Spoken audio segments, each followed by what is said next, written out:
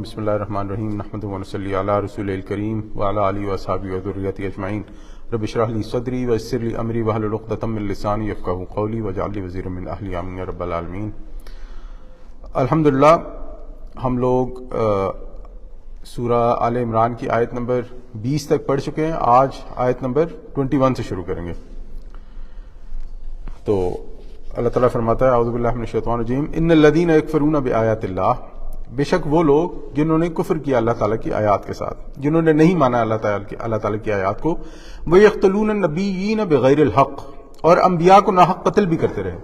یعنی ایک تو یہ ہے کہ اللہ تعالیٰ کی بات نہیں مانی اور اوپر سے ہٹ دھرمی، اوپر سے اللہ تعالیٰ کی نافرمانی کا یہ عالم ہے کہ جو اللہ تعالیٰ کا پیغام لے کر آئے اس کی بھی جان کے درپے ہو گئے، انہیں بھی قتل کرنا شروع کر دیا۔ تو اس کی ایک وجہ اگر ہم دیکھیں کہ لوگ ایسا کیوں کرتے ہیں تو اس کی بات یہ ہوتی ہے کہ جو بھی حق بیان کرتا ہے وہ کڑوا ہوتا ہے۔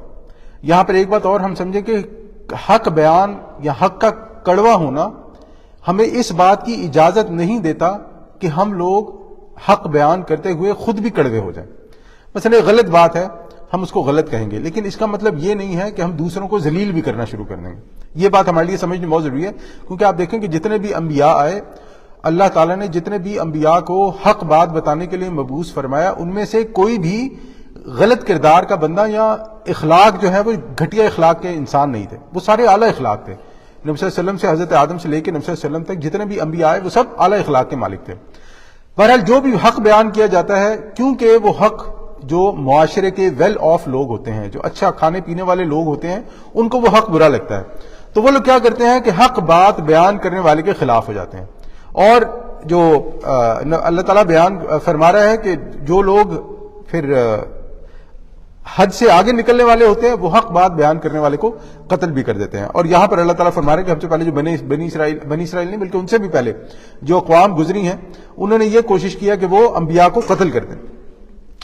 آگے اللہ تعالیٰ فرماتا ہے جو ایسا کام کرتے ہیں فبشرہم بعذاب علیم، تو ایسے لوگوں کو خوشخبری سنا دیں۔ یعنی اللہ تعالیٰ تنزیہ طور پر یہ خوشخبری کا لفظ استعمال کر رہا ہے کہ ایسے لوگوں کو خوشخبری سنا دیں دردناک عذاب کی۔ اللہ اکبر! یہ دردناک عذاب جو ہے اس کی بھی کئی قسمیں ہو سکتی ہیں۔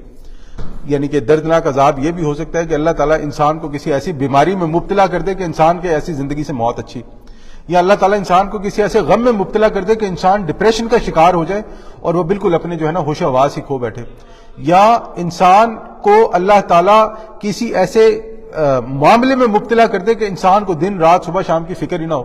آپ نے دیکھا ہوگا کہ ایسے بہت سارے لوگ ہمارے یہاں ہوتے ہیں کہ جو اپنے کاروبار کی فکر میں یا اپنی نوکری کی فکر میں یا اپنے کسی چاہنے والے کی فکر میں اتنے برباد ہو جاتے ہیں کہ انہیں پتہ ہی نہیں ہوتا دن ہے رات ہے، کیا چل رہا ہے، کیا صحیح ہے، کھایا پیا کیا کیا، کچھ نہیں کیا۔ تو جو لوگ حق پر نہیں جمتے، حق کی بات نہیں سنتے، نہیں سمجھتے، کوشش نہیں کرتے جاننے کی، تو ان کے لیے پھر اللہ تعالیٰ نے دردناک عذاب رکھا ہوا ہے۔ پھر آگے اللہ تعالیٰ بڑی خوبصورت بات بیان فرماتا ہے۔ اللہ تعالیٰ فرماتا ہے اولئک الذین، یہ وہ لوگ ہیں حبطت اعمالہم فی الدنیا والآخرہ، یعنی ایسے لوگوں کے اعمال برباد ہو جائیں گے دنیا میں بھی اور آخرت میں بھی۔ کیونکہ ایک بڑا مسئلہ کیا ہے آج کل کے مسلمان کا کہ وہ یہ سمجھتا ہے کہ میں نیکیاں کرنے والا ہوں، میں تو یہ بھی نیکی کا کام کرتا ہوں، میں وہ بھی نیکی کا کام کرتا ہوں، میں نے تو یہ بھی چلا دیا ہے۔ آپ دیکھیں پاکستان میں یہ بڑا جو ہے نا بہت بڑا ہی یہ مسئلہ ہے کہ لوگوں کے اندر یہ بڑا خوفناک قسم کا ایک تصور سرایت کر چکا ہے کہ ہم لوگ کوئی نیکی کا کام کرتے ہیں، کوئی ایسا کام کرتے ہیں جو صدقہ جاریہ کے طور پر چلتا رہے، اور پھر ہم لوگ جو مرضی غلط کام دل میں آئے وہ کرتے رہیں۔ تو یہ ہمیں ذہن میں رہنا چاہیے کہ جو کفار تھے وہ آج کا جو دور کا نیکی کا کام ہے اس سے بڑھ کے کرتے تھے نیکی کے کام۔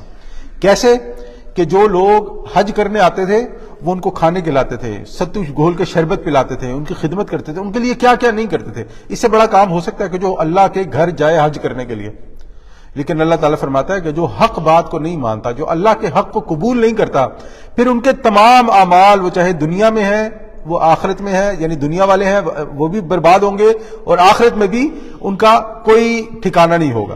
تو اللہ کی نگاہ میں کوئی حیثیت نہیں ہوگی، چاہے انسان ہاسپٹل بنا دے، چاہے انسان بڑے بڑے وہ خیراتی ادارے بنا دے، چاہے انسان مسجدیں بنا دے۔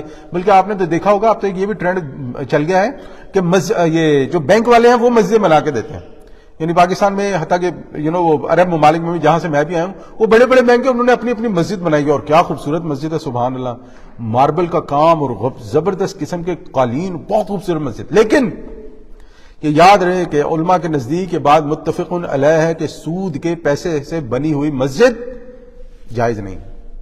اللہ تعالیٰ کے گھر کے لیے آپ حرام مال استعمال نہیں کر سکتے. اگر بس نہیں ہے مت بنائیں، کوئی ضروری تو نہیں ہے مسجد بنانی، کوئی اللہ تعالیٰ نے فرض تو نہیں کیا کہ ہر مسلمان مسجد. لیکن آپ غلط کام کر کے، حرام کام کر کے یہ نہ سمجھیں کہ اس میں سے میں حصہ نکال دوں گا چاہے اسے مسجد ہی بنا دیں، اور بعد میں کہے کہ میرے لیے باقی کی جو حرام چیز ہے وہ حلال ہوگی. نہیں، اللہ تعالیٰ کے پاس یہ قبول نہیں. تو جو یہ کام کرے گا دنیا اور آخرت میں اس کے اعمال برباد، اور اللہ تعالیٰ کیا فرما رہا ہے، وَمَا لَهُم مِّن نَاصِرِينَ، اور پھر ان کا کوئی مددگار بھی نہ ہوگا. نہ انسان کو کوئی عمل اس کی مدد کر سکے گا، اور نہ ہی انسان یہ سمجھے کہ میں نے تو دنیا میں اس کے بھی کام آیا ہوں، میں اس کے بھی کام آیا ہوں، میں نے اس کے بھی کام کیا ہے، تو پھر وہاں وہ بھی انسان کو مدد نہیں کر سکے گا. اللہ تعالیٰ کے سامنے کون کر سکتا ہے؟ اور آپ دنیا میں دیکھ لیں، جب انسان کو اپنی پڑتی ہے، جب انسان پہ کوئی مصیبت آتی ہے تو انسان کہتا ہے کیا صحیح اور کیا غلط، کیا دنیا اور کیا آخرت، مصیبت سے نکلو، اپنی جان چھڑاؤ، باقی بھاڑ میں گیا، جس کے ساتھ جو ہوتا ہے، میں کوئی ٹھیکیدار نہیں ہوں سب کا. پھر اللہ تعالیٰ کیا فرماتا ہے، الم تر الی الذین اوتوا نصیبا من الکتاب، کیا تم نے غور نہیں کیا ان لوگوں کی حالت پر جنہیں کتاب کا ایک حصہ دیا گیا تھا؟ یعنی نبی اکرم صلی اللہ علیہ وسلم سے پہلے بھی جو امتیں آئی ہیں ان کو کتاب دی گئی ہے، تورات دی گئی ہے، زبور دی گئی ہے، انجیل دی گئی ہے.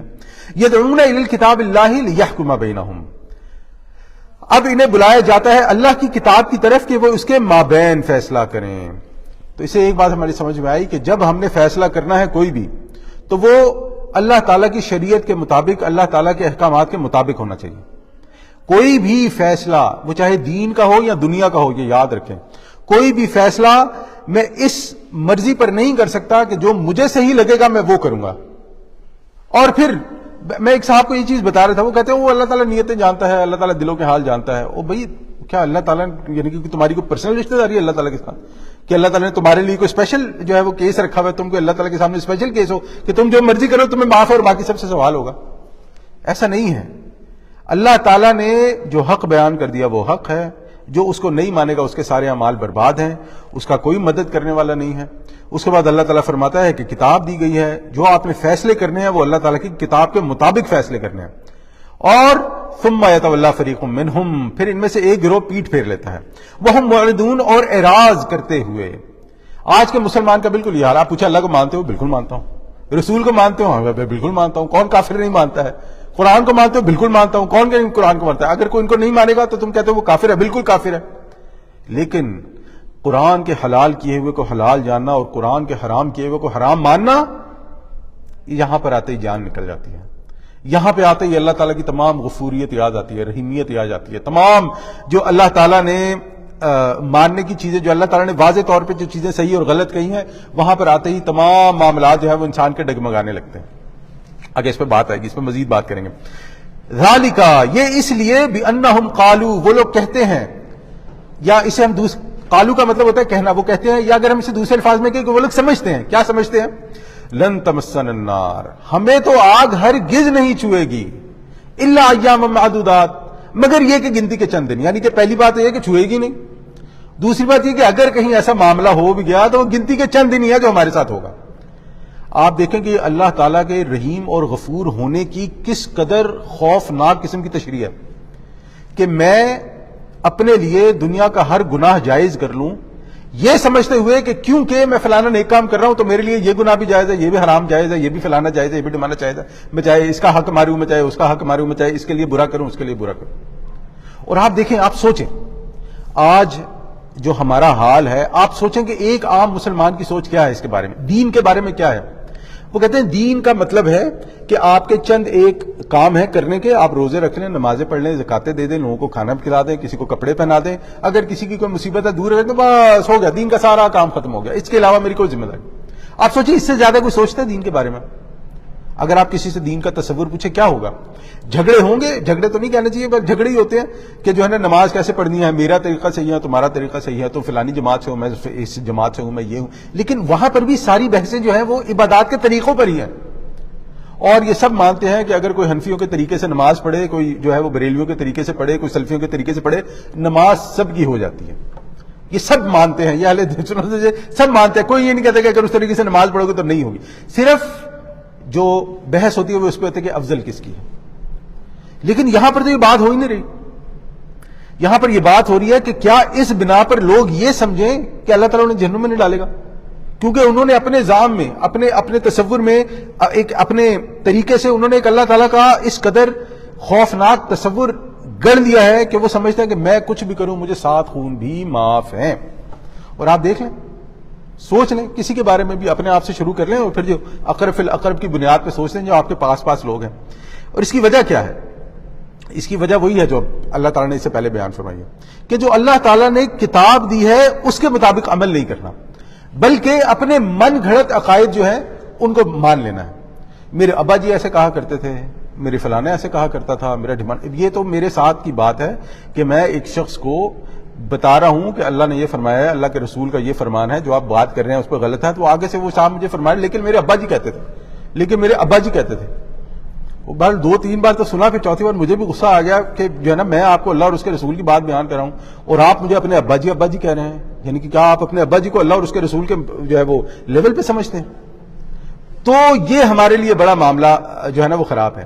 اور اگر ہم اس کی جڑ میں جائیں اس معاملے کی کہ میں جو بھی کروں میرے لیے سب معاف ہے، اللہ تعالیٰ مجھے جہنم میں نہیں ڈالے گا، وہ آگ تو چھو ہی نہیں سکتی کیونکہ میں جو ہے بڑا نیک آدمی ہوں، اس کا جو اصل جڑ آتی ہے وہ ہوتی ہے جو ایمان بالآخرہ ہے اس کی نفی.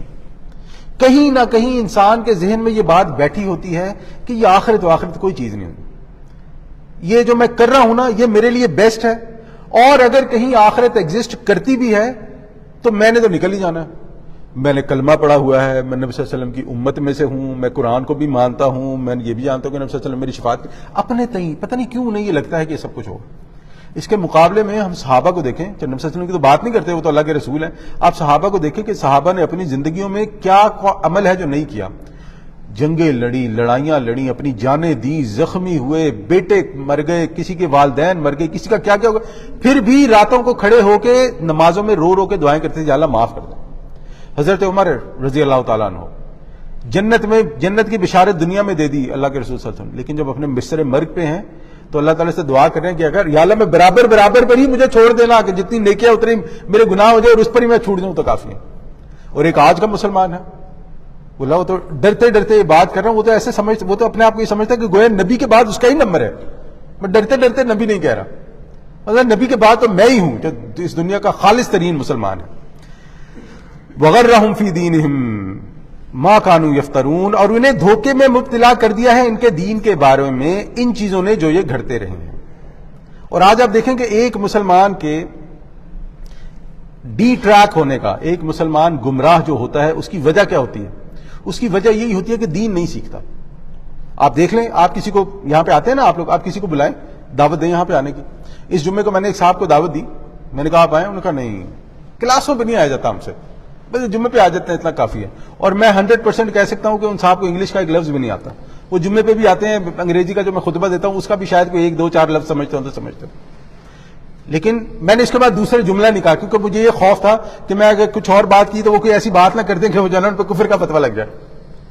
اور یہ میں مسلمان کی بات بتا رہا ہوں، اس شخص کی بات بتا رہا ہوں جو شخص شاید اپنے آخری عمر کے اس آخری حصے میں آ کہ اب اللہ تعالیٰ ہی جانتا ہے اس کے بعد 2-4 سال بچے ہوں یا 8 سال بچے، اللہ والا شاید زندگی کا تو کسی کو بھی نہیں ہوتا، لیکن عمر کے حساب سے ہم بات کر رہے ہیں.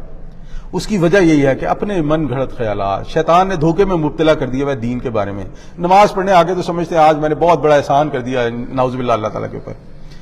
پھر اللہ تعالیٰ کیا فرماتا ہے کہ جب فَكَيْفَ إِذَا جَمَعْنَاهُمْ لِيَوْمٍ لَا رَيْبَ فِيهِ، تو کیا حال ہوگا ان کا جب ہم انہیں اکٹھا کریں گے اس دن جس دن کے بارے میں کوئی شک نہیں ہے.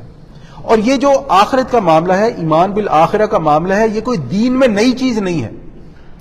یہ ہم سے پہلے کے جتنے بھی ادیان ہیں ان میں کسی نہ کسی طور پر موجود ہے. حالانکہ یہ جو ادیان ری برتھ پر، ری انکارنیشن پر، ری برتھ پر یقین رکھتے ہیں، وہ بھی بیسیکلی ایمان بالآخرہ کی ایک بگڑی ہوئی شکل ہی ہے. کہ وہ کہتے ہیں کہ اس زندگی میں آپ اچھے عمل کرو گے تو اگلی زندگی میں آپ اچھی فارم میں اس دنیا میں آؤ گے، اور اگر غلط عمل کرو گے یا برے کام کرو گے تو اگلی زندگی میں آپ بری فارم میں دنیا. تو بیسیکلی ایک اکاؤنٹیبلٹی کا جو ان کے پاس تصور ہے وہ کچھ اس طرح کا ہے، وہ مسخ شدہ ہے، لیکن ہے ضرور کسی نہ کسی صورت میں ہے موجود. اور جو تورات انجیل اور زبور کے ماننے والے ہیں ان کے پاس تو پکا ہے کہ یہ دنیا ہے، اس کی یہ دارالامتحان ہے، جو کرو گے آخرت میں اس کا آپ کو حساب دینا پڑے گا، جو کرو گے آخرت میں آپ کو اس کا حساب دینا پڑے گا۔ تو اللہ تعالیٰ فرماتا ہے کہ کیا حال ہوگا جب ہم انہیں اکٹھا کریں گے، کہ دنیا میں تو بڑی بڑی ڈینگیں مارتے تھے، دنیا میں بڑے بڑے دعوے کرتے تھے، بڑھ چڑھ کے باتیں، زبان درازیاں، دوسروں کو ذلیل کرنا، دوسروں کو نیچا دکھانا، لیکن جب وہ دن آئے گا تو کیا ہوگا؟ وَوُفِّيَتْ كُلُّ نَفْسٍ مَّا كَسَبَتْ، تو ہر جان کو اس کا پورا پورا بدلہ حساب دیا جائے گا جو کچھ اس نے کمایا ہے، وَهُمْ لَا يَظْلَمُونَ، اور ان پر کوئی زیادتی نہیں کی جائے گی۔ اللہ اکبر، اللہ تعالیٰ نے 2 بار ذکر کر دیا، ایک پورا پورا بدلہ دیا جائے گا، اور پھر اس کو مزید ایمفیسائز کرنے کے لیے، مزید انسسٹ کرنے کے لیے کہا وَهُمْ لَا يُظْلِمُونَ، اور ان پر کوئی زیادتی بھی نہیں کی جائے گی۔ انسان کسی غلط فہمی میں مبتلا نہ ہو جائے کہ آخرت میں میرے ساتھ کیا ہونے گا۔ آخرت میں انسان کے ساتھ وہی ہوگا جس کی انسان کوشش کرتا ہے اس دنیا میں، جو انسان اس دنیا میں کرتا ہے، جو کماتا ہے۔ دیکھیں ایک چیز نا ہم یہاں پہ یاد رکھیں کہ ایک انسان ہے اپنی طرف سے وہ پوری کوشش کرتا ہے کہ میں دین بھی سیکھوں، میں عمل بھی کروں، میں اللہ تعالیٰ کے جو اور اللہ کے رسول کے بتائے ہوئے طریقے ہیں ان پر بھی چلوں، لیکن فار سم ریزن وہ نہیں کر پاتا، کمزوری کی وجہ سے یا کوتاہی کی وجہ سے، یا اس کو موقع نہیں ملتا، یا ہو سکتا ہے اس کو یہ چیز علم ہی نہ ہو، یعنی کہ اس نے اپنے تئیں جتنا سمجھا ہے وہ اس پہ پوری عمل کرنے کی کوشش کرے۔ چلے یہ شخص تو اللہ تعالیٰ کے پاس کوئی نہ کوئی عذر، یا اللہ تعالیٰ جانتا ہے اس شخص کو کہ ہم نے اس پر جتنا بوجھ ڈالا ہے اس نے اس کے مطابق پورا کیا، لیکن ایک وہ شخص ہے جو کوشش ہی نہیں کرتا سیکھنے کی، ایک وہ شخص ہے جو دین کی طرف آنا ہی نہیں چاہتا، یا ایک وہ شخص ہے جو دین کے بارے میں ایک اپنا تصور گڑھ لیتا ہے کہ بھئی انسانیت ہی سب کچھ ہے۔ آج کل تو یہ بڑا جو ہے نا وہ تصور چلا ہوا ہے کہ دین کیا ہے، دین انسانیت کا نام ہے، کہ آپ اچھے عمل کرو باقی بعد میں دیکھی جائے گی۔ اب جو اس قسم کے لوگ ہیں ان کے پاس یہ عذر نہیں ہے کوئی کہ میں نیک کام کرتا ہوں میں اس لیے دین نہیں سیکھتا، یا اگر اللہ تعالیٰ نے نماز فرض کی ہے تو میں نماز نہیں پڑھتا ہوں میں اس کے بدلے میں اتنا صدقہ دے دیتا ہوں، یا اللہ تعالیٰ نے حج فرض کیا تو میں حج نہیں کرواتا، میں فلانے گھر میں کولر لگوا دیتا ہوں، یا میں فلانی بچی کی شادی کروا دیتا ہوں۔ ہمارے استاد کہتے ہو تم مامے لگے ہو، یعنی کہ اللہ تعالیٰ نے جو فرض کیا وہ کرو نا، یعنی کہ تمہیں دوسروں کی زیادہ فکر ہے اپنی جان کو چھوڑ کے، جو تم پہ فرض ہے تم وہ کرو، جو دوسروں کا معاملہ ہے وہ اللہ کے سپرد ہے، تم اپنی طرف سے کوشش کرو جو کر سکتے ہو، جو نہیں کر سکتے ہو اس کے لیے اپنے فرائض کو کیوں تیاگتے ہو۔ تو یہ یاد رکھیں بات کہ اللہ تعالیٰ نے جو ہم پر فرض عائد کیا ہے، اگر ہم وہ فرض چھوڑیں گے ہم پر عذاب آئیں گے، اور پھر ہم ان عذابوں کے لیے کتنے بھی وظائف پڑھ لیں وہ کافی نہیں ہوں گے۔ فرائض کو چھوڑنے والے عذاب وظائف پڑھ کے پورے نہیں کیے جا سکتے۔ جو اللہ تعالیٰ نے فرض کیا ہے، جو کرنا ہے وہ کرنا ہے، جس سے رکنا ہے اسے رکنا ہے، اور جو دوسروں کا معاملہ ہے ہم جو کر سکتے ہیں ہم کریں گے، جو ہم نہیں کر سکتے ہم مکلف نہیں ہیں اس کے۔ میں کسی دوسرے کے لیے اپنی آخرت کا سودا نہیں کروں گا، مجھے نہیں کرنا چاہیے، اللہ تعالیٰ نے مجھ پر نہیں ڈالا ہے۔ جو دوسرا بندہ ہے وہ اللہ تعالیٰ کو مجھ سے کہیں زیادہ محبوب ہے، یعنی کہ میں جو بھی اس کے بارے میں اچھی تاثرات رکھوں، اللہ تعالیٰ مجھ سے کہیں زیادہ اس شخص سے محبت کرتا ہے۔ وَوُفِّيَتْ كُلُّ نَفْسٍ مَّا كَسَبَتْ، ہر جان کو پورا پورا دیا جائے گا جو کچھ اس نے کمائی کی ہوگی، وَهُمْ لَا يُظْلَمُونَ، اس پر کوئی زیادتی نہیں کی جائے گی۔ اب اس کے بعد اللہ تعالیٰ ایک دعا بیان فرما رہا ہے، اللہ اکبر، کیا خوبصورت دعا ہے۔ اللہ تعالیٰ فرماتا ہے قل، نبی صلی اللہ علیہ وسلم کہہ دیجئے یا مسلمانوں کہو، اللہم مالک الملک، کہ بے شک اللہ تعالیٰ، بلکہ اگر بے شک کا لفظ میں نے اپنی طرف سے کہا ہے، قل کہہ دیجئے اللہم مالک الملک، کہ تمام بادشاہت اللہ تعالیٰ کہ تمام بادشاہت کہ مالک اللہ تعالیٰ، اے اللہ اے تمام بادشاہت کے مالک، یعنی کہ ہم اس بات کا اقرار کر رہے ہیں کہ کل کا کل ملک اختیار اللہ کے ہاتھ میں ہے۔ ایک منٹ کے لیے سوچیں، ہم میں سے کتنے لوگ اس بات پہ ایمان رکھتے ہیں کہ باقی ملک اختیار اللہ کے ہاتھ میں ہے؟ مانتے ہیں سارے، منہ سے زبان سے سب مانتے ہیں، لیکن یقین کتنے لوگ رکھتے ہیں اس بات پہ؟ یہ اگر ہم دیکھنا چاہتے ہیں تو ہم یہ دیکھ لیں کہ ہماری زندگی میں جب کوئی مشکل فیصلہ کرنے کا وقت آتا ہے، جہاں پر ہمیں یہ بھی ڈر ہو کہ یہ فیصلہ کرتے ہوئے ہمارا دنیاوی نقصان بھی ہو سکتا ہے، تو کتنے لوگ ہیں جو واقعی وہ فیصلہ کریں گے جو اللہ تعالیٰ نے حکم دیا ہے، یہ مانتے ہوئے کہ اختیار اللہ کے ہاتھ میں ہے، میں اللہ تعالیٰ کے لیے کر رہا ہوں، اللہ تعالیٰ میرے لیے مشکل سے نکلنے کے لیے جو ہے وہ راستہ پیدا فرمائے گا۔ تو بات ہی اللہ تعالیٰ نے کہاں سے شروع کیا؟ قل کہہ دیجئے اللہم مالک الملک، اے اللہ تمام بادشاہت کے مالک، تؤتی الملک من تشاء، تو حکومت اور اختیار دیتا ہے جس کو چاہتا ہے۔ لیں جی، اختیار کے بعد اللہ تعالیٰ نے ساتھ ہی فرمایا کہ اگر مجھے اللہ تعالیٰ نے کوئی ذمہ داری دینی ہے، کوئی اختیار دینا ہے تو وہ اللہ تعالیٰ جب چاہے گا دے گا، لیکن میں اس بات کو ماننے کے لیے راضی نہیں ہوتا، ایک مسلمان اس بات کو ماننے کے لیے تیار نہیں ہوتا۔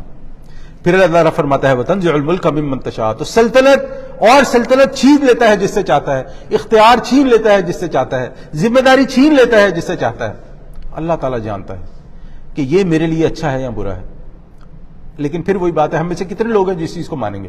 اگر میں کہیں پہ کام کر رہا ہوں اور میری ڈیموشن ہو گئی ہے، میں اس بات کو کس طرح ایکسیپٹ کروں گا کہ یہی میرے لیے اچھا ہے؟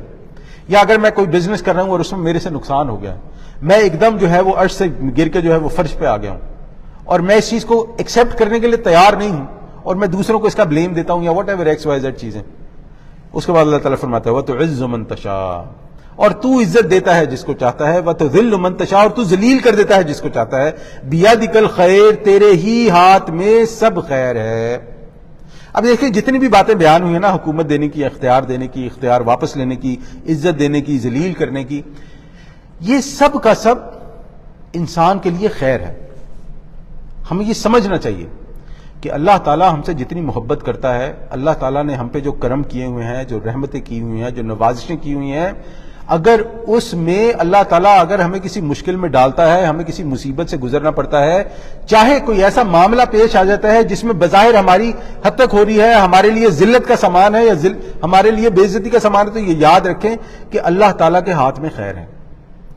آپ صحیح کام کریں، عزت دینے والا اللہ تعالیٰ ہے۔ اور ایک دوسرا مطلب یہ ہے کہ ظاہری بات ہے، جو بدتمیزی کرے گا، جو غلط کام کرے گا، تو پھر اللہ تعالیٰ اسے ذلیل بھی کرے گا، پھر اللہ تعالیٰ جو ہے اس سے عزت لے بھی لے گا۔ تو ہم یہ سب جانتے ہیں کہ کئی بار ایسا ہوتا ہے کہ بہت سارے معاملات جنہیں ہم شر سمجھتے ہیں، اپنے لیے برا سمجھتے ہیں، جس سے ہم لوگ زیادہ تکلیف محسوس کرتے ہیں، لیکن اللہ تعالیٰ فرماتا ہے یا ہم بعد میں جا کے سمجھتے ہیں کہ یہی ہمارے لیے خیر تھا۔ میں آپ کو ایک مثال دیتا ہوں۔ مثال آپ نے وہ دیکھیے، ہم لوگ سارے سورہ کہف پڑھتے ہیں۔ سورہ کہف میں جہاں پہ حضرت خضر کا نام تو نہیں ہے، لیکن جو حضرت موسیٰ اور حضرت خضر کا واقعہ ہے، وہاں پہ اس واقعے میں ایک جگہ وہ آتی ہے جہاں پہ حضرت خضر علیہ السلام جو ہے ایک بچے کو قتل کر دیتے ہیں، اور حضرت موسیٰ جیسی شخصیت، وہ حضرت موسیٰ جو کہتے ہیں آپ نے بچہ قتل کر دیا۔ اب ان کی شروع میں کمٹمنٹ یہ ہوئی ہوتی ہے کہ حضرت موسیٰ کو سوال نہیں کریں گے، لیکن وہ حضرت موسیٰ دیکھتے ہیں کہ حضرت خضر جو ہے بچے کو قتل کر دیتے ہیں۔ اب حضرت موسیٰ سے رہا نہیں جاتا، پھر بعد میں جب وہ بات کھولتے ہیں تو وہ کہتے ہیں کہ یہ بڑے ہی نیک والدین کی اولاد تھی، اور اس نے بڑے ہو کر ایسا خربطہ مچانا تھا، ایسا شر پھیلانا تھا کہ اس کے ماں باپ ذلیل و رسوا ہو جاتے۔ اب اگر اللہ تعالیٰ قرآن میں یہ واقعہ بیان نہ کرتا اور حضرت خضر سے حضرت موسیٰ کو یہ بات نہ پتہ کروا دیتا، ہمیں قیامت تک نہیں پتہ لگنا تھا، نہ ہی حضرت موسیٰ کو قیامت تک پتہ لگنا تھا کہ ایک انسان نے بچے کو قتل کیوں کر دیا، یعنی بچے کو قتل ہم سوچ بھی نہیں سکتے۔ لیکن جب ہم اس کے تناظر میں دیکھیں کہ اللہ تعالیٰ کے ہاتھ بیدک الخیر، کہ اللہ تیرے ہاتھ میں خیر ہی خیر ہے، تو پھر بہت ساری چیزیں جو ہمارے سامنے ہم پہ بیتتی ہیں، ہمیں بڑی تکلیف ہوتی ہے، بڑا دکھ ہوتا ہے، لیکن اللہ تعالیٰ جانتا ہے، ہو سکتا ہے دنیا میں پتہ لگ جائے اس میں خیر ہے، اگر دنیا میں نہیں پتہ لگے گا تو آخرت میں تو اللہ تعالیٰ ہمیں بتا ہی دے گا کہ کیوں وہ معاملہ ہوا ہمارے ساتھ۔ اور پھر اس کے بعد اللہ تعالیٰ کیا فرماتا ہے، انک علی کل شیء قدیر، یقیناً تو ہر چیز پر قادر ہے۔ پہلے بات شروع ہوئی کہ یا اللہ تو ہی مالک ہے، اور اللہ تعالیٰ نے دعا اس بات پہ ختم کی کہ یا اللہ بے شک تو ہر چیز پہ قادر ہے۔ شروع میں بھی اس بات کی کنفرمیشن، آخر میں بھی اس بات کی کنفرمیشن۔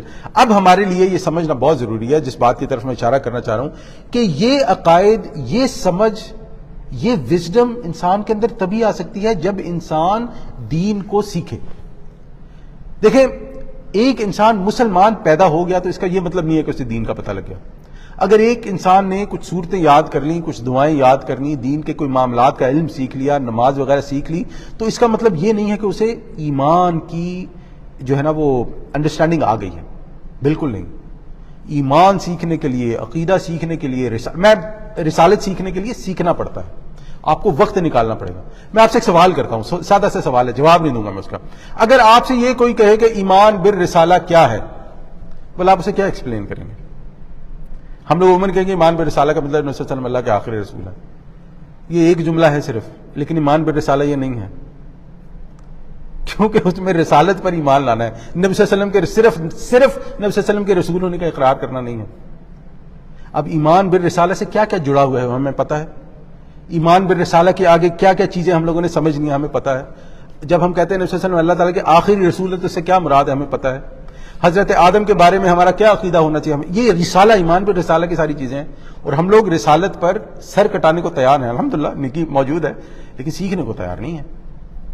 تو اللہ تعالیٰ نے یہاں پر بار بار یہ جو قرآن ہے، جو دین ہے، جو عقائد ہیں، جو ایمان ہے، جب تک انسان اپنا وقت نکال کر ان کو سیکھے گا نہیں، انسان کبھی بھی نہیں جان سکتا یہ ایمان بالآخرہ کیا چیز ہے، جنت جہنم کیا معاملہ ہے، آخرت میں کیسے ہونا ہے۔ اللہ تعالیٰ جب کہتا ہے میں غفور اور رحیم ہوں، رحمان اور رحیم ہوں، تو اس کا کیا مطلب ہے؟ آگے اللہ تعالیٰ فرماتا ہے تولج اللیل فی النہار، تو رات کو لے کر آتا ہے دن میں پرو کر، جو رات اور دن کا آنا جانا ہے، وَتُولِجُ النَّهَارَ فِي اللَّيْلِ، اور پھر دن کو نکال لاتا ہے رات میں سے پرو کر۔ اب دیکھیں پہلے اللہ تعالیٰ نے جو دعا بتائی کہ عزت، ذلت، ذمہ داری لینی دینی وہ ساری، اب اللہ تعالیٰ ان چیزوں کی طرف اشارہ کر رہا ہے، اِنَّكَ عَلَىٰ كُلِّ شَيْءٍ قدیر، ہر چیز پہ قدرت کے بعد اب اللہ تعالیٰ ان چیزوں کی طرف اشارہ کر رہا ہے جو کسی انسان کے ہاتھ میں نہیں، جس کو کوئی کنٹرول نہیں کر سکتا۔ آپ دیکھیں کہ انسان نے کتنی ترقی کر لی، یعنی کہ پچھلے 100 سال میں تو کتنی ترقی کر لی نا، لیکن ایک کووڈ آیا، صرف ایک کووڈ، اور دنیا 300 سال کی ترقی بالکل، ایک کووڈ آیا اور 300 سال کی ترقی 3 دنوں میں بند ہو کے رہ گئی۔ لوگ جسے کہتے ہیں نا غول کے غول مر گئے لوگوں کے، بند ہو گئی ساری دنیا، نئی ٹیکنالوجیز نکل آئی کہ گھر میں بیٹھ کے کام کیسے کرنا ہے، اور انسان نے کتنی ترقی کر لی۔ انسان کیا سوچتا تھا اس دنیا کا، میں نے پتہ نہیں کیا کیا، ایک کووڈ وائرس، ایک کووڈ، اور انسان کو اس کی اوقات یاد دلا۔ اب یہاں پر اللہ تعالیٰ اسی ایک بڑی چیز کی طرف اشارہ کر رہا ہے کہ تمہارے سامنے ہے، دن آتا ہے، رات آتا ہے، سورج نکلتا ہے، چاند آتا ہے، صبح ہوتی ہے، شام ہوتی ہے، یہ کیا ہے، یہ کون کرتا ہے؟ اور پھر اس کے بعد اللہ تعالیٰ ایک اور بڑی ہی اٹل حقیقت بیان کرتا ہے، وَتُخْرِجُ الْحَيَّ مِنَ الْمَيِّتِ، اور تو نکالتا ہے زندہ کو مردہ سے، وَتُخْرِجُ الْمَيِّتَ مِنَ الْحَيِّ، اور تو نکالتا ہے مردہ کو زندہ سے۔ دیکھیں سب سے پہلے تو ہم ایک اور چیز کی، یہ اس آیت کو بات کرنے سے پہلے اللہ تعالیٰ نے 2 چیزوں کے اس پہ ذکر کیا ہے، ایک زندگی کا اور ایک موت کا۔ ہم یہ سب جانتے ہیں کہ ایک انسان کتنی بھی کوشش کر لے، اگر اللہ تعالیٰ نے اسے اولاد نہیں دینی تو وہ نہیں ملے گی۔ انسان پتہ نہیں کون کون سی ٹیکنالوجی یوز کرتا ہے، وہ فلانی بیبی، ٹیسٹ ٹیوب بیبی، اور بڑی نئی چیزیں آ گئی ہیں، مجھے بہت سارے نام بھی نہیں پتا، ڈاکٹر زیادہ بہتر جانتے ہیں، لیکن جب اللہ تعالیٰ نے اولاد نہیں دینی، اللہ تعالیٰ نے اولاد نہیں دینی۔ اور اسی طرح ہم یہ بھی جانتے ہیں کہ جس کی موت کا وقت معین ہے، انسان کتنی بھی کوشش کر لے، کتنی سی بڑی دوائیاں، بڑے سے بڑا کیا کیا یوز کر لے، اگر اللہ تعالیٰ نے زندگی نہیں لکھی تو نہیں۔ اور اسی طرح اپوزٹ، اللہ تعالیٰ نے جب اولاد دینی ہے، اللہ تعالیٰ نے جب زندگی دینی ہے، تو انسان کتنی بھی کوششیں کر لے، فلانی دوائی کھاؤ، ڈیمانی دوائی کھاؤ، ایسا کر لو گا، لیکن اللہ تعالیٰ نے جب اولاد دینی ہے تو اللہ تعالیٰ نے دینی، کوئی روک نہیں سکتا۔ اور اسی طرح جب اللہ تعالیٰ نے موت نہیں لکھی تو آپ کے سامنے ہے کتنے بڑے بڑے حادثے ہوتے ہیں کہ جہاں پر، بلکہ ایک حادثہ تو ایسا بھی ہوا کہ جہاں پر ایکسیڈنٹ ہوا، اور ایسا ایکسیڈنٹ ہوا کہ گاڑی کاٹ کر جو باڈی تھی وہ نکالنی پڑی، گاڑی کاٹ کر، لیکن اسی شخص کے ساتھ 2 اور انسان بیٹھے ہوئے تھے، ان کو ایک خراش تک نہیں آئی، ایک خراش بھی، لیکن جس کی موت لکھی تھی اس کی موت ایسے لکھی تھی کہ جب وہ مر گیا تو گاڑی کاٹ کر اس کو نکالنا پڑا گاڑی میں سے۔ یہ اللہ تعالیٰ کے ہاتھ میں ہے۔ تو اللہ تعالیٰ یہاں پر اس کی تھوڑی سی ایک جو ہے نا ایڈوانس بات اللہ تعالیٰ بیان کرتا ہے، وَتُخْرِجُ الْحَيَّ مِنَ الْمَيِّتِ، اور تو نکالتا ہے زندہ کو مردہ میں سے، وَتُخْرِجُ الْمَيِّتَ مِنَ الْحَيِّ، اور نکالتا ہے مردہ کو زندہ میں سے۔ سب جانتے ہیں اس کی بہترین مثال جو ہے وہ انڈے کی اور جو ہے وہ چوزے کی ہے، کہ انڈا جو ہے بیسیکلی مردہ ہوتا ہے، لیکن پھر اللہ تعالیٰ اس میں جان ڈالتا ہے، اس میں سے چوزا نکلتا ہے۔ اور اسی طرح جب وہ مرغی ہوتی ہے تو وہ جب انڈا دیتی ہے تو وہ زندہ ہے، زندہ میں سے اللہ تعالیٰ مردہ نکالتا ہے، یا اور بھی اس کی کئی مثالیں بیان کی جاتی ہیں۔ اور پھر اللہ تعالیٰ کیا فرماتا ہے، اللہ اکبر، یہ باتیں بیان کرنے کے بعد اگر پھر بھی انسان کو سمجھ نہیں آ رہی نا، تو اللہ تعالیٰ فرماتا ہے وَتَرْزُقُ مَن تَشَاءُ بِغَيْرِ حساب، اور اللہ تعالیٰ جس کو چاہتا ہے بے حساب رزق عطا فرماتا ہے۔ اللہ اکبر۔ ہم یہ بھی دیکھ لیں ہمارے سامنے کہ کتنے لوگ ہیں جو دنیا میں جسے کہتے ہیں نا اپنی تن من دھن اور پتہ نہیں کیا کیا ہوتا ہے سب لگا دیتے ہیں، لیکن ان کو ملتا اتنا ہی ہے جتنا اللہ تعالیٰ نے ان کے نصیب میں لکھ دیا۔ آپ کے سامنے ایسے بھی لوگ ہوں گے کہ جن کو اللہ تعالیٰ نے، یعنی کہ جن کو فار ایگزامپل مثال دے رہا ہوں، کہ جن کو ایک دم ایسا موقع ملا کہ ان کے پاس $1 کروڑ آ گیا یا $1 کروڑ آ گیا، وٹ ایور یو، مہینوں کے اندر ختم، سب ختم، کہیں بزنس میں لگایا گیا، کوئی اور کام ہو گیا، اور کچھ نہیں تو چوری ڈکیتی ہوگی چلا گیا۔ اور آپ کتنے ایسے لوگ دیکھیں گے کہ جو بیٹھتے ہیں اور بالکل سمپل جو ان کا کام ہے، جو اللہ تعالیٰ نے اسے ذمہ داری دی ہے وہ کرتے ہیں، لیکن اللہ تعالیٰ نے ایسا ان کے معاملے میں کوئی برکت رکھی ہوتی ہے کہ وہ کہتے ہیں نا جس چیز کو بھی، مٹی کو بھی ہاتھ لگاتے ہیں وہ سونا ہو جاتی ہے۔ یہ پھر آپ دیکھ لیں کہ یہ اللہ تعالیٰ نے جس کے لیے رکھا ہے یہ اس کے لیے ہے۔ یعنی ایسے بھی انسان ہیں آپ نے دیکھے ہوں گے کہ وہ ایک ہی بندہ گھر کا کماتا ہے لیکن اس نے اپنے بچوں کو کیا سے کیا بنا دیا. اور دوسری طرف آپ نے ایسے بھی لوگ دیکھیں گے کہ ایک گھر ہے جس میں ساری کام کرتے ہیں لیکن ایسی بے برکتی ہے گھر میں کہ جو ہے نا وہ مہینے بعد راشن جو ہے وہ پورا نہیں پڑتا. وَتَرْزُقُ مَن تَشَاءُ بِغَيْرِ حساب, اور تو دیتا ہے جس کو چاہتا ہے. یہ سب اللہ تعالیٰ کے معاملے میں اللہ تعالیٰ کے معاملات ہیں, یہ سب اللہ تعالیٰ کے معاملات, کیونکہ اللہ تعالیٰ مالک ہے, اللہ تعالیٰ کے اختیار میں سب کچھ ہے. اور اس کے بعد اللہ تعالیٰ کیا فرماتا ہے, دیکھیں یہ بات پکی کرنے کے بعد, یہ اللہ تعالیٰ کا تصور سمجھ جانے کے بعد, ان ساری باتوں کو سمجھ اللہ تعالیٰ کیا فرماتا ہے, لا يتخذ المؤمنون الکافرین اولیاء من دون المؤمنین, اور اہل ایمان نہ بنائے کافروں کو اپنا دوست اہل ایمان کو چھوڑ کر. یہ آیت جو ہے نا اس کو بڑی ڈفرینٹ اسپیکٹس میں سمجھا اور جو ہے نا وہ دیکھا جاتا ہے. تو ہم دیکھتے ہیں سب سے پہلے اولیاء کا کیا مطلب ہوتا ہے.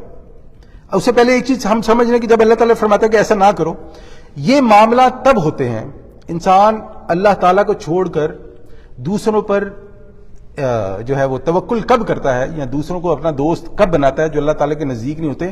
جیسے پہلے بھی بات کی تھی کہ جب انسان کا آخرت پر ایمان کمزور ہو. یہ جتنی باتیں ہم نے اس سے پہلے بیان کی ہیں انسان ان کو ایمان کے طور پر نہ سمجھتا ہو.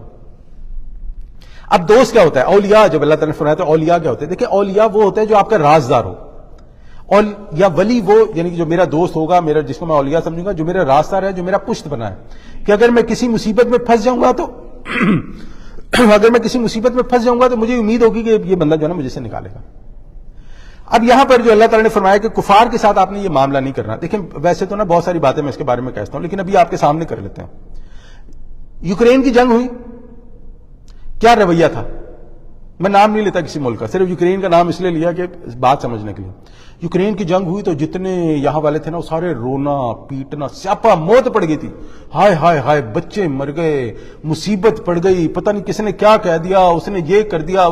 ایسے ہی ہے نا, آپ اٹھا کے دیکھیں یوٹیوب پہ جائیں, وہ جو بیان دینے والا تھا وہ بیان دیتے دیتے بیچ میں اس کی آنکھوں سے آنسو نکلنے والے, پتہ نہیں. ابھی آپ کو مل جائے گا, آپ ابھی گوگل کریں دیکھیں یوٹیوب پہ کہ کیا. ٹھیک, ایک اور جنگ چل رہی ہے جس میں ایک سائڈ نے قسم کھا لی ہے کہ ہم دوسری سائڈ کے جو مسلمان ہیں ان میں سے ایک کو بھی زندہ نہیں چھوڑیں گے. اس کے بارے میں بیان سنیں کیا آیا. اس میں بیان یہ ہے کہ یہ جنگ ہے, جنگ میں لوگ مرتے ہی ہیں, اور میں تم لوگ کو کیا بولوں, لوگ مریں گے نہیں تو کیا ہوگا. کون بیان دے رہا ہے, یہ مسلمانوں کا بیان نہیں ہے. لا يتخذ المؤمنون الکافرین اولیاء, یہ ہیں وہ اولیاء جن پہ مسلمان تقیہ کیے بیٹھے ہیں کہ یہ ہمیں نکالیں گے مصیبتوں سے. آپ کے سامنے ہے, یعنی کہ میں تو اب اس سے بڑی مثال تو اور دے ہی کیا سکتے ہیں کہ جب مسلمان کا خون بہتا ہے تو وہ جنگ ہے, مسلمان نے مرنا ہی مرنا ہے. لیکن اگر کسی مسلمان کے علاوہ خون بہتا ہے تو وہ بڑی تکلیف کی بات ہے, بچے مر رہے ہیں, ہم لوگوں کو جو ہے نا بڑی. اب آپ مجھے بتائیں, ایسے لوگوں سے دلی رشتہ رکھنا, قلبی محبت رکھنا, جذباتی تعلق رکھنا, ان سے یہ امید رکھنا کہ یہ ہماری نصرت کریں گے, تعاون کریں گے, اگر اللہ تعالیٰ نے یہ فرمایا تو کیا غلط ہے؟ بڑی تکلیف ہوتی ہے ہمارے کچھ لوگوں کو اس معاملے میں کہ یہ دیکھو قرآن کیسی بات کرتا ہے, قرآن جو ہے کیسا. دیکھیں ایک بات ہے کہ آپ کے سامنے ایک انسان تکلیف میں ہے, وہ چاہے کسی بھی مذہب کا ہے, کسی بھی دین کا ہے, ہم اسے تکلیف سے نکالیں گے. ہم جو اس کے ساتھ اچھا کر سکتے ہیں کریں گے, اسے کھانے کی ضرورت ہے کھانا دیں گے, اسے کپڑوں کی ضرورت ہے کپڑے دیں گے, اسے کوئی اور مصیبت ہے وہ نکالیں گے, اس کا بچہ بیمار ہے ہم ہاسپٹل لے کے جائیں گے, ہم اس کے ساتھ وہ تمام کام کریں گے جو ایک انسان کو ایک انسان کے ساتھ کرنے چاہیے. اللہ تعالیٰ اس سے منع نہیں کرتا ہے. ہمارے سامنے یہ بات موجود ہے کہ جب نبی صلی اللہ علیہ وسلم مدینہ گئے ہیں تو وہاں پر جو یہودی تھے اور جو کفار تھے ان کے ساتھ نبی صلی اللہ علیہ وسلم نے کبھی کوئی غلط بات نہیں کی, بلکہ ان کے ساتھ معاہدہ کیا کہ بھئی اگر مدینہ پہ حملہ ہوگا تو ہم لوگ مل کے اس کا دفاع کریں گے. یہ اس بات کا ثبوت ہے کہ اسلام کفار کے ساتھ نفرت کی دعوت نہیں دیتا. یہ لوگوں کی غلط انڈرسٹینڈنگ ہے کہ جہاں کافر ملے مار دو. آپ کو میں بتاؤں, بلکہ ایک تو مجھ سے ایک صاحب نے یہ کہا, انہوں نے مجھے کہا کہ ظہیر صاحب میں آپ سے یہ بات اس لیے کر رہا ہوں کہ آپ ذرا جو ہے نا مناسب آدمی لگتے ہیں. میں نے کہا جی کیا بات ہے. انہوں نے کہا دیکھیں یہ جتنے مسلمان یہ کہتے پھرتے ہیں, یہ آپ کا قرآن کہتا پھرتا ہے کہ جہاں کافر نظر آئے مارو, جہاں کافر نظر آئے. مجھے بڑی حیرانگی ہوئی. میں نے کہا سر یہ آپ کو کس نے کہا ہے کہ ایسا ہے؟ اب جب میں نے یہ کہا کس نے کہا ہے ایسا, تو انہیں تھوڑا سا احساس ہوا کہ انہوں نے کیا. انہوں نے کہا نہیں یہ جتنے بھی مسلمان ہیں یہ جو ہے نا وہ کہتے ہیں. میں نے کہا یہ کون سے مسلمان ہیں جو کہتے ہیں؟ کیا آپ نے کسی اسکالر سے سنا ہے یا ایسی کسی چلتے پھرتے مسلمان سے سنا ہے؟ تو ظاہری بات ہے وہ کچھ چلتا پھرتا مسلمان ہی ہوگا. پھر میں نے یہ بات سمجھائی کہ یہ قرآن کا نیریٹو نہیں ہے, یہ قرآن کا سٹینڈ نہیں ہے کہ آپ کو جہاں کافر ملے مارو. یہ ایسی بات نہیں ہے, یہ آؤٹ آف کنٹیکسٹ بات بیان کی جا رہی ہے. بلکہ نبی صلی اللہ علیہ وسلم کے سامنے اگر ہم دیکھیں تو ہمارے سامنے تو کھلی پڑی ہے. جب نبی صلی اللہ علیہ وسلم مکہ میں داخل ہوئے فاتح بن کے, اور یہ مکہ والے کون تھے؟ یہ مکہ والے وہ لوگ تھے جو یہ چاہتے تھے کہ نبی صلی اللہ علیہ وسلم کو مار دیں, ان کا کچھ باقی نہ بچے. ان کے اس قدر سخت دشمن تھے کہ اللہ تعالیٰ کو حکم اتارنا پڑا کہ نبی صلی اللہ علیہ وسلم آپ مدینہ تشریف لے جائیں، اور وہ بھی رات کے اندھیرے میں، تاکہ دن کے وقت آپ کو تکلیف نہ پہنچا سکے. اپنے بستر پہ حضرت علی کو لٹایا رضی اللہ تعالیٰ عنہ، ذمہ داری کہ بھائی علی رضی اللہ عنہ صبح جو ہے یہ امامانت واپس کر کے آنا. اس نبی نے صلی اللہ علیہ وسلم جب مکہ فتح کیا اور مکہ میں داخل ہوئے تو کیا لوگوں کو یہ کہا کہ میں چھوڑوں گا نہیں کسی کو، یہی کا ایمان لے آؤ نہیں تو کسی کی خیر نہیں ہے؟ نہیں، کہا سب کے لیے جنرل ایمنسٹی، سب کے لیے معافی.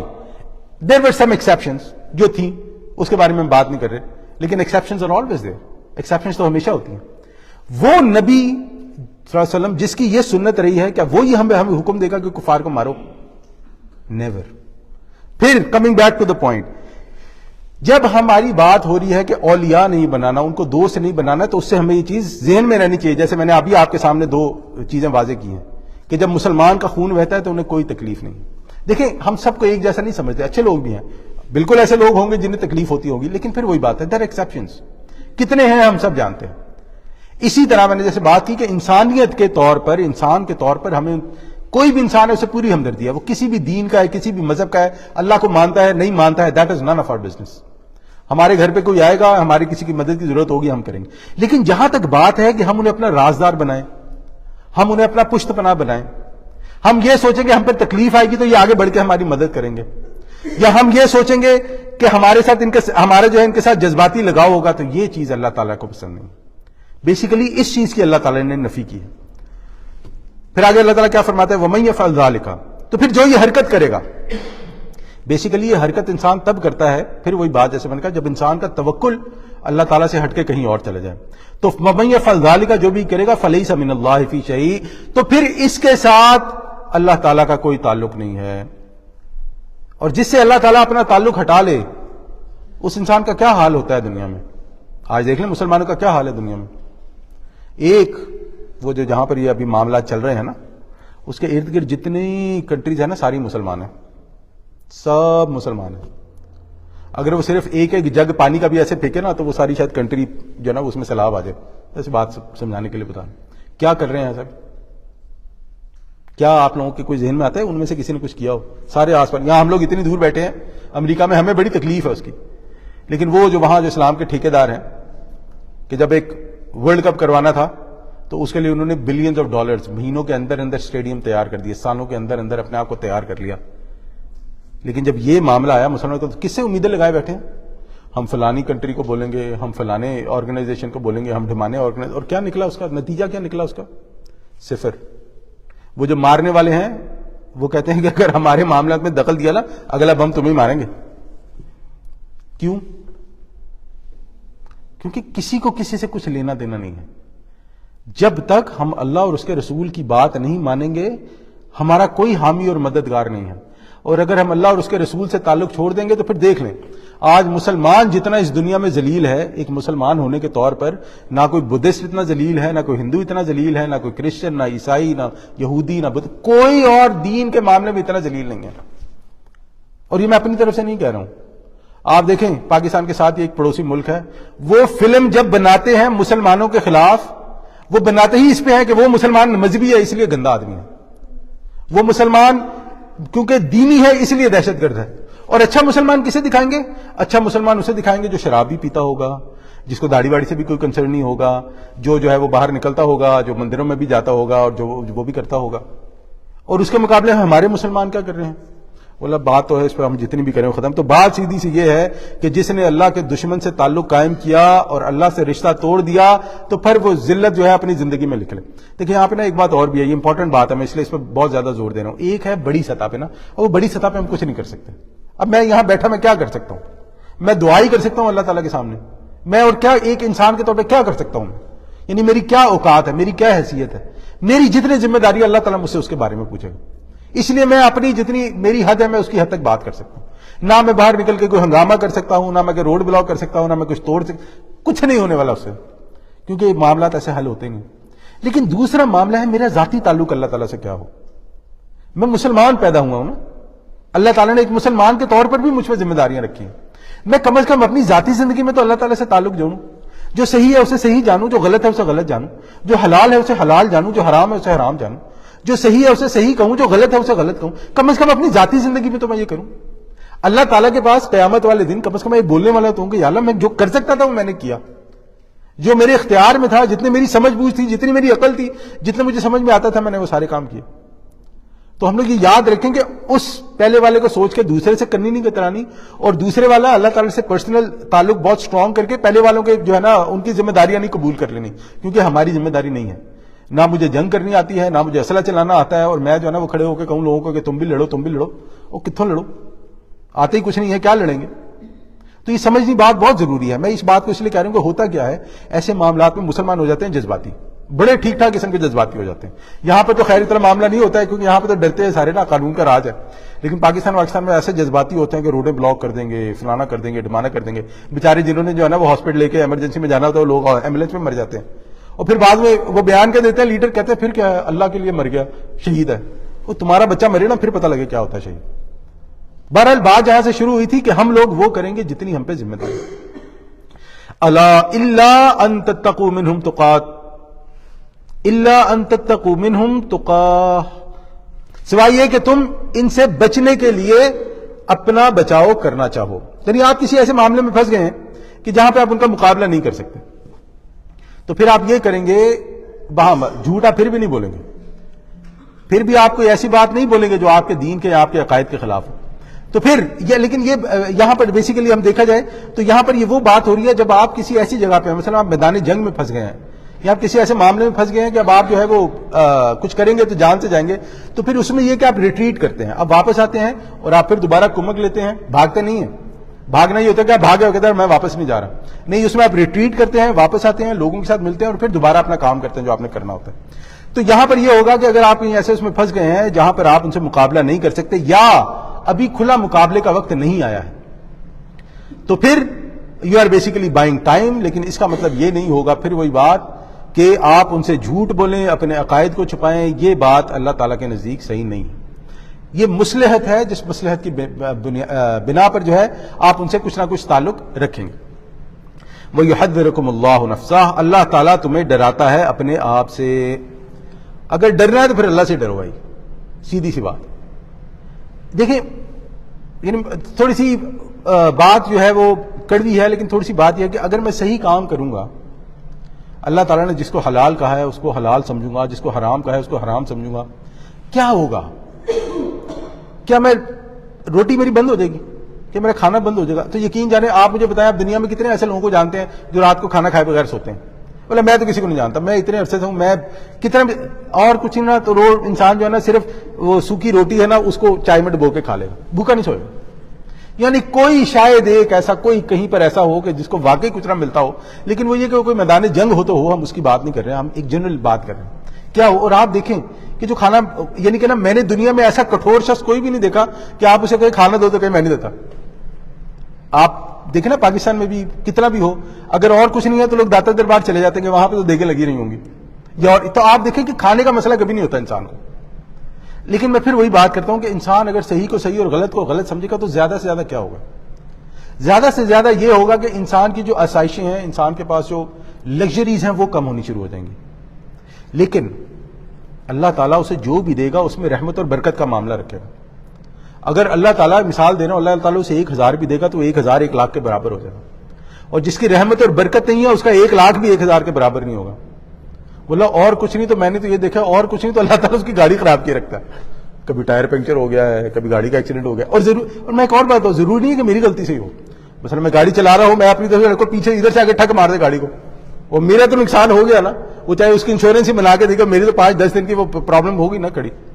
یا اور کچھ نہیں ہوگا تو بارش ہوئی ہے وہ گھر کی چھت اڑ گئی، اب میں کیا کر سکتا ہوں؟ میں تو کچھ. تو یہ اللہ تعالیٰ کے معاملات. تو ہم لوگ اگر ڈریں، ہم لوگ اگر تقوی اختیار کریں تو صرف اللہ کا تقوی اختیار کریں. وَإِلَى اللَّهِ الْمَصِيرُ، کہ بے شک ہمیں اللہ ہی کی طرف لوٹنا ہے اور اللہ ہی کی طرف تمہیں لوٹ کر جانا ہے. پھر ایمان بالآخرہ. قل، نبی صلی اللہ علیہ وسلم کہہ دیجئے یا کہو، ان تخفوا ما فی صدورکم، کہ اگر جو تمہارے دل میں ہے، تخفوا چھپاتے ہو، ما فی صدورکم جو تمہارے سینوں میں ہے، او تبدوہ یا اس کو ظاہر کر دیتے ہو، یعلمہ اللہ، اللہ تعالیٰ اسے جانتا ہے. اللہ تعالیٰ سے کچھ چھپا ہوا نہیں ہے، اللہ تعالیٰ سے کچھ مخفی نہیں ہے. اللہ تعالیٰ ہم سے پوچھ کر رہے گا، حساب لے کر رہے گا. وہ یعلم ما فی السماوات و ما فی الارض، وہ جانتا ہے جو کچھ کے آسمانوں اور زمین میں ہے. آسمان و زمین کے بیچ میں اللہ تعالیٰ جانتا ہے. اس پوری کائنات کے بارے میں جو اللہ تعالیٰ نے بنایا ہے، سب کے بارے میں اللہ تعالیٰ جانتا ہے. میری کیا اوقات ہے؟ یہ کیسے ہو سکتا ہے کہ میں ایک بات کو سوچوں اور اللہ تعالیٰ اس کے بارے میں نہ جانتا ہوں؟ وہ اللہ تعالیٰ ہے. لیکن پھر وہی بات ہے نا، اللہ تعالیٰ کے بارے میں سیکھتے نہیں، جانتے نہیں، پڑھتے نہیں، اللہ تعالیٰ کا تصور ہی نہیں جانتے کیا ہوتا ہے. واللہ علی کل شیء قدیر، اور اللہ تعالیٰ ہر چیز پر قادر ہے. پھر آگے اللہ تعالیٰ کیا فرماتا ہے؟ یوم تجد کل نفس ما عملت من خیر محضرا، اس دن کا تصور کرو جس دن ہر جان اپنے سامنے موجود پائے گی ہر نیکی کو جو اس نے کی ہوگی. لیں جی، یہ کون تصور کر سکتا ہے؟ آخرت کے دن کا تصور کون کر سکتا ہے؟ آخرت کے دن کا تصور وہی انسان کر سکتا ہے جو اس دنیا میں یہ سوچے کہ میں اس دنیا میں امتحان کے طور پر ہوں، یہ زندگی عارضی ہے، میں نے ایک دن مر جانا ہے. یہ سب جانتے ہیں، یہاں تک تو سب ایگریڈ اپون ہے. لیکن اس سے آگے والا پرابلم ہے کہ کیا میں اس زندگی کو واقعی ایسے گزارتا ہوں کہ آخرت میں کامیاب ہو جاؤں، یا کمپرومائز کرتا ہوں، یا یہ سوچتا ہوں کہ اللہ بڑا غفور رحیم ہے، جو بھی کروں گا وہ چل جائے گا. تو ہمیں یہ جاننا چاہیے کہ ہمارے پاس جو بھی صحیح ہے، ہم اس دنیا میں جو بھی صحیح کر رہے ہیں، اللہ تعالیٰ ہمیں اس کا پورا پورا بدلہ دے گا. ہم جو بھی نیکی کر رہے ہیں، اللہ تعالیٰ ہمیں اس کا پورا پورا بدلہ دے گا. انگریزی کی ایک مثال ہے، honesty is the best policy. آپ سوچیں کہ honesty is the best policy کیوں ہے؟ جو بھی اس کو سمجھتا ہے honesty is the best policy, وہ آنیسٹی کو پالیسی سمجھتا ہے، اچھا کام نہیں سمجھتا. یعنی کہ دین کا حکم یا اللہ تعالیٰ کا حکم نہیں سمجھتا، پالیسی سمجھ کے کرتا ہے. یہ بہت بڑا فرق ہے. ہم دیانتداری سے اپنا کام اس لیے کریں گے ہم اللہ تعالیٰ کو جواب دیں، اور ایک بندہ دیانتداری سے کام اس لیے کرے کہ میں دیانتداری سے کروں گا تو یہ اچھی پالیسی ہے، ایسے میں کامیاب ہوں گا، دنیا میں مجھے فلانی ڈھبانی چیز ملے گی. دیکھیں کام وہی ہے، سوچ نے کتنا بڑا فرق پیدا کر دیا. تو ہمیں یہ جاننا چاہیے کہ تصور وہی اس بات کا کر سکتا ہے، یا یہ وہی سمجھ سکتا ہے جو نیکی اس لیے کرے کہ یہ اللہ کا حکم ہے. وما عملت من سوء، اور ہر برائی جو اس نے کمائی ہوگی، اور جو ہم جانتے ہیں وہ جیسے سورہ زلزال میں ہے، فَمَن يَعْمَلْ مِثْقَالَ ذَرَّةٍ خَيْرًا يَرَهُ وَمَن يَعْمَلْ مِثْقَالَ ذَرَّةٍ شَرًّا يَرَهُ، کہ جو ایک ذرے کے برابر بھی نیکی یا برائی ہوگی تو وہ سامنے آ جائے گی. تو اللہ تعالیٰ فرماتا ہے کہ جو اس نے برائی کی ہوگی کیا ہوگا، وہ بھی وہ پالے گا. تَوَدُّ لَوْ أَنَّ بَيْنَهُمَا وَبَيْنَهُ أَمَدًا بَعِيدًا، تو یہ جو برائی والے ہوں گے وہ کیا چاہیں گے، اور ہر جان یہ چاہے گی کہ کاش اس کے اور اس کے نامہ اعمال کے درمیان ایک زمانہ دراز حائل ہو جائے کہ وہ دیکھے ہی نہ ہو، کہ میری نگاہ بھی نہ پڑے کہ میرے ساتھ کیا ہو رہا ہے، اس سے دور ہی رہوں میں تو اچھا ہے. وہ یحذرکم اللہ نفسا، اللہ تعالیٰ ہے ڈراتا ہے تمہیں اپنے آپ سے. پھر اللہ تعالیٰ کہتا ہے کہ اس کا ہی تقوی اختیار کرو، اسی سے ڈرو. واللہ رؤوف بالعباد، اللہ تعالیٰ اپنے بندوں کے حق میں بہت شفیق ہے. اور یہ آخری آیت ہے. پھر اللہ تعالیٰ فرماتا ہے قل، نبی صلی اللہ علیہ وسلم فرما دیجئے، ان کنتم تحبون اللہ. اب یہ آپ سمجھے کہ یہ جو ہے نا اللہ تعالیٰ نے ایک موٹا سا اصول بیان کر دیا ہے. جو بھی اپنے آپ کو کہتا ہے نا کہ میں اللہ سے بڑا ڈرتا ہوں، میں اللہ سے بڑی محبت کرتا ہوں، میں نبی سے بڑی محبت کرتا ہوں، یہ اس کا اصول اللہ تعالیٰ نے فرما دیا. کیا ہے؟ قل، کہہ دیجئے ان کنتم تحبون اللہ، اگر تم واقعی اللہ سے محبت کرتے ہو، فاتبعونی، تو میری پیروی ہوگی تو صرف اور صرف رسول اللہ صلی اللہ علیہ وسلم کی ہو. یہاں پر ایک بات اور کلیئر کر دوں، بات ذرا امپورٹنٹ ہے. اب دیکھیں ہمارے یہ بڑا مسئلہ ہوتا ہے، ہمارے کہتے ہیں دیکھو یہ تو حنفی ہے، یہ تو مالکی ہے، یہ تو شافی ہے. ابھی جو حنفی مالکی شافی ہیں، لوگ اس بات کو تھوڑا سا سمجھنے جو ہے نا وہ اس میں کوتاہی تو نہیں کہنا چاہیے، بہرحال جو بھی ہے کہ جو حنفی مالکی شافی یا حنبلی ہے وہ آپ کو کس کی طرف، وہ آپ کو اپنی طرف نہیں بلا رہا. وہ بھی آپ کو یہی کہہ رہا ہے کہ اللہ اور اس کے رسول کا حکم یہ ہے، طریقہ یہ ہے ادھر جانے کا. آپ دیکھیں نا جو چاروں جو بڑے ائمہ ہیں، امام ابو حنیفہ، امام مالک، امام شافعی، امام احمد بن حنبل، چار بڑے ہی ہیں اور بھی ہیں. ان چاروں میں سے کوئی بھی اپنی طرف نہیں بلا رہا نا. وہ یہی کہتے ہیں کہ اگر نماز پڑھنی ہے تو اس کا طریقہ یہ ہے، فلانے کام کرنا ہے تو اس کا طریقہ ہے. وہ فقہ ہے. تو یہ ہمارے پاس ایک بڑا مسئلہ ہوتا ہے. ہمارے یہاں جو ہے نا لوگ اس معاملے میں جھگڑا شروع کر دیتے ہیں کہ نہیں وہ فلانا ایسا ہے، تم تو امام حنیفہ کی پیروی کرتے ہو. نہیں، وہ بات پیروی کی نہیں ہوتی. ہمیں یہ چیز سمجھنی چاہیے. بات جو ہے وہ اللہ اور اس کے رسول کی ہو رہی ہوتی ہے، لیکن ہم ان کو استاد مان کے ان کے پیچھے چلتے ہیں، یا جو ان کے جو علماء ہیں ان کو مان کے ان کے پیچھے چلتے ہیں. اور میں ایک اور بات یہاں پہ کلیئر کر دوں کہ علماء یہ کہتے ہیں کہ اگر کوئی شخص دین کے بارے میں لا علم ہے، اب کوئی 40-50 سال کا بندہ ہے، اس کے پاس اتنا ٹائم نہیں ہے کہ وہ دین سیکھے. وہ بیچارہ اپنا محنت مزدوری کرتا ہے، سارا دن کام کرتا ہے. اب وہ کیا کرے گا؟ تو پھر اس کے لیے بہتر یہی ہے کہ وہ ایک اچھے عالم دین کو دیکھ لے اور پھر جو اس کی بات ہے اسی پر ہی عمل کرے. یہی اس کے لیے بہتر ہے بجائے اس کے کہ وہ اپنی مرضی سے دین سیکھے سمجھے اور پھر خربتا کرے بیڑا غرق کرے دین کا. نہیں میں نہیں کہہ رہا ہوں، علماء کہتے ہیں کہ یہی بہتر ہے اس کے لیے. اب وہ پھر چاہے حنفی ہو جاتا ہے، مالکی ہو جاتا ہے، شافی ہو جاتا ہے، ہم اللہ کے بندوں کچھ تو کر رہا ہے نا، وہ کم از کم دین تو فالو کر رہا ہے نا، اور وہ جو دین جو بھی فالو کر رہا ہے وہ اللہ اور اس کے رسول کا ہی ہے. بہرحال تو اللہ فرماتے ہیں فاتبعونی، تو نبی صلی اللہ علیہ وسلم آپ کہہ دیجئے کہ اگر تم اللہ سے محبت کرتے ہو تو میری پیروی کرو، یحببکم اللہ، اللہ تم سے محبت کرے گا، اور اس کے نتیجے میں کیا ہوگا، وہ یغفر لکم ذنوبکم، اور تمہارے گناہ بخش دے گا. اللہ تعالیٰ گناہ بھی بخش دے گا، مصیبتوں میں سے بھی نکالے گا، مشکلات میں سے بھی نکالے گا. جو انسان اللہ تعالیٰ سے دعا کرے گا اللہ تعالیٰ اس پر بھی جو ہے نا وہ کرم کی نظر کرے گا. واللہ غفور الرحیم، اللہ تعالیٰ بخشنے والا اور رحم فرمانے والا ہے. قل نبی صلی اللہ علیہ وسلم کہہ دیجئے اطیعوا اللہ والرسول، اطاعت کیجئے اللہ اور اس کے رسول کی. اور پھر وارننگ کیا ہے، فَإِن تَوَلَّوْا، اور اگر تم یہ نہیں کرو گے، فَإِنَّ اللَّهَ لَا يُحِبُّ الْكَافِرِينَ، تو اللہ تعالیٰ کفر کرنے والوں کو یا ایسے کافروں کو پسند نہیں کرتا. تو جو اللہ اور اس کے رسول کی پیروی نہیں کرتا، اپنے تئیں کتنا بھی مسلمان ہوتا پھرے، اپنے تئیں کتنا بھی دعویٰ کرتا پھرے کہ میں مسلمان، میں فلانا، میں ڈمانا، اللہ تعالیٰ فرماتا ہے لا يحب الکافر، اللہ تعالیٰ کافروں کی یا اللہ تعالیٰ ایسے کافروں کو پسند نہیں کرتا. تو اللہ تعالیٰ سے دعا ہے کہ جو بھی ہم نے سنا، جو بھی ہم نے پڑھا، اللہ تعالیٰ اس کو سمجھنے کی، اس پر عمل کرنے کی توفیق عطا فرمائے. اللہ تعالیٰ اس قرآن کو ہمارے لیے نور ہدایت بنا دے.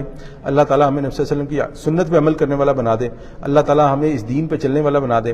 ہمارے جتنے بھی بیمار ہیں اللہ تعالیٰ ان کو شفا کاملہ و عاجلہ عطا فرمائے. ہمارے جتنے بھی لوگ پریشانیوں کا شکار ہیں اللہ تعالیٰ ان کی پریشانیاں دور فرمائے. ہمارے جتنے بھی لوگ کسی بھی قسم کے مصیبت میں مبتلا ہیں اللہ تعالیٰ ان کی مصیبت دور فرمائے. امت مسلمہ جس قسم کے مسائل کا شکار ہے اللہ تعالیٰ ان کی مدد فرمائے. امت مسلمہ پہ جو ظلم کر رہے ہیں اللہ تعالیٰ ان ظالموں کو قلع کما فرمائے. اللہ تعالیٰ ان کا ظلم انہی پہ الٹ دے انشاءاللہ. اسی طرح جو ہمارے احباب فوت ہو گئے ہیں اللہ تعالیٰ ان کی مغفرت فرمائے. اللہ تعالیٰ ان کے درجات بلند فرمائے. اللہ تعالیٰ ان کی غلطیاں، کوتاہیاں، گناہوں کو معاف فرمائے. اللہ تعالیٰ ان کی نیکیوں کو بڑھا چڑھا کر قبول فرمائے اور اس قدر بڑھا دے کہ انشاءاللہ وہ آخرت تک صدقہ جاریاں چلتی رہیں. اللہ تعالیٰ ان لوگوں کو آخرت میں قیامت والے دن نیکوں میں سے اٹھائے، انہیں جنتیوں کا لباس عطا فرمائے، انہیں متقیوں کا امام بنائے، انہیں جنت الفردوس کے اعلیٰ درجوں میں جگہ عطا فرمائے انشاءاللہ. اور اللہ تعالیٰ ہمیں اس دنیا میں جو ہمارے بڑے بوڑھے اور جو بھی ہمارے لوگ فوت ہو گئے ان کے لیے صدقہ جاریہ بننے کی توفیق عطا فرمائے اور ہمارے نیک اعمال کا اجر انشاءاللہ ان تک بھی پہنچائے. اس میں جو بھی اچھی باتیں ہیں وہ اللہ تعالیٰ کی طرف سے، اگر کوئی غلطی کوتاہی ہے وہ تو میری طرف سے، اللہ تعالیٰ مجھے معاف فرمائے. وصلی اللہ تعالیٰ علی خیر خلق اجمعین برحمتک یا ارحم الراحمین، وآخر دعوانا ان الحمد للہ رب العالمین.